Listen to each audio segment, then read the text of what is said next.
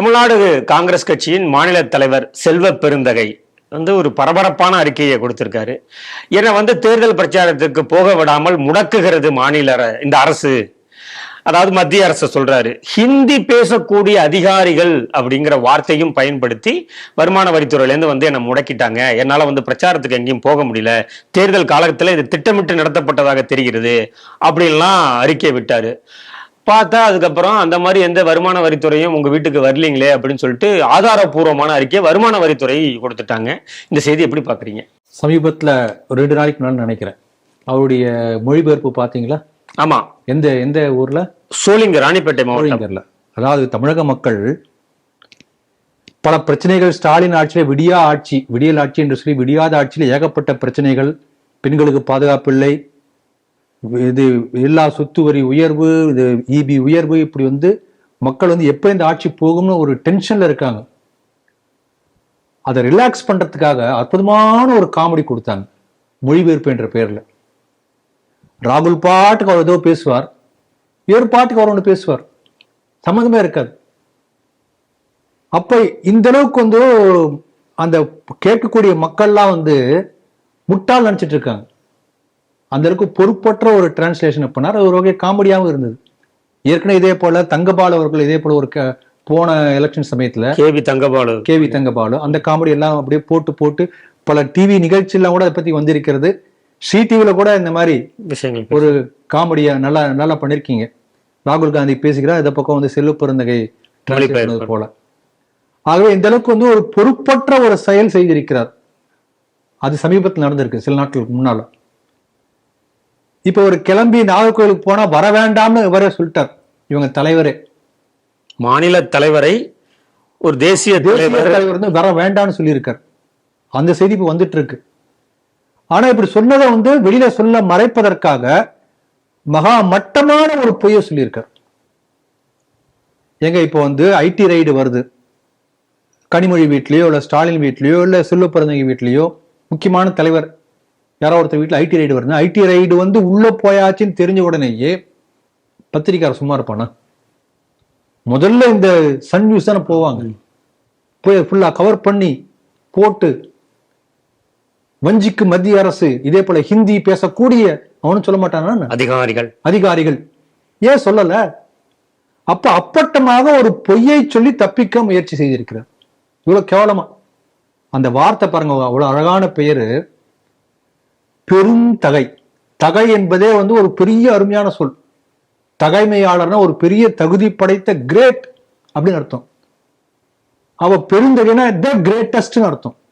அப்படிப்பட்ட அற்புதமான தமிழ் பெயரை வைத்துக் கொண்டு இப்படிப்பட்ட ஒரு சிறுமைத்தனமான காரியத்தை செஞ்சிருக்காரு பாருங்க. ஆனா தொகுதி மக்கள் அழைக்கக்கூடிய பெயர் என்னன்னா பெருந்தொகையாளர்னு சொல்றாங்க. ஆமாம்.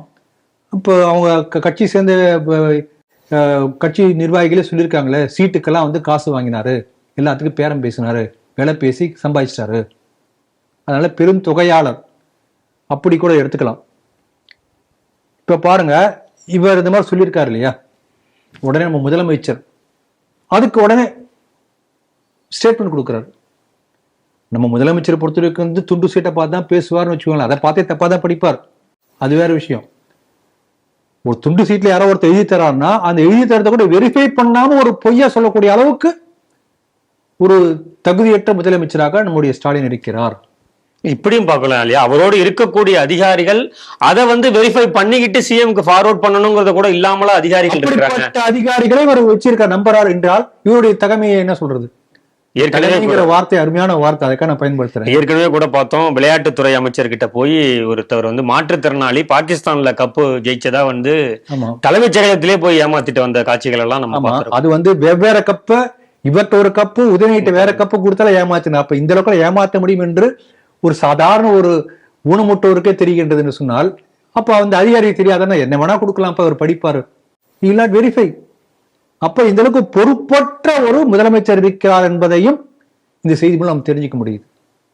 இது ஒரு பக்கம். அங்க பாருங்க, நாகர்கோயில்ல அவர் போய் மற்ற ஊர்ல பேசாதவர் நாகர்கோயில்ல போய் நம்ம காங்கிரஸ் செல்வாக்கு அதிகம், அங்க போய் என்ன பேசுகிறார்? தமிழ்நாட்டின் வளர்ச்சியில் அதிமுகவின் பங்கை நம்ம குறைத்து மதிப்பிட முடியாது ராகுல் பேசியிருக்கார். அப்ப இந்த கூட்டணி எப்படி இருக்கு பாருங்க. மனோ தங்கராஜா அவமானப்படுத்தி இருக்காரு. ஆகவே இந்த இந்தி கூட்டணி என்பது கலகலத்து போயிருக்கிறது. இது ஒரு பக்கம். இன்னொரு பக்கம் அந்த கட்சியே எப்படி இருக்கு, அந்த கூட்டத்தை நீங்க போய் பாத்தீங்கன்னா டோட்டலி அன்ஆர்கனைஸ்டு, டோட்டல் கயாஸ். ஒரு குழப்பத்தினுடைய திட்டமிடாத ஒரு தன்மையுடைய மொத்த வெளிப்பாடா அந்த கூட்டத்தை நான் பார்த்தேன்.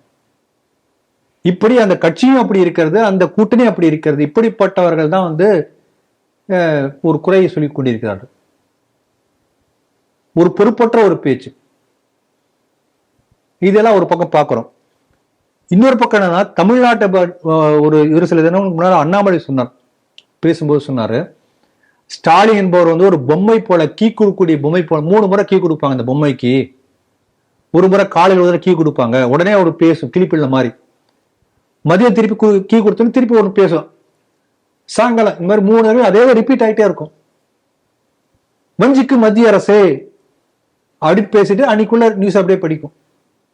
டெல்லி எழுத்து போராடி சென்னை வெற்றி பெற்றது, அது ஒரு டாபிக். ஆனா திருப்பி இதேதான்.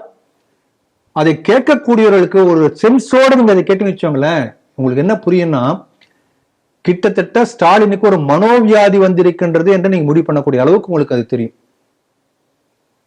அதாவது எல்லாத்தையும் கொண்டு முடிச்சு போடுவார்.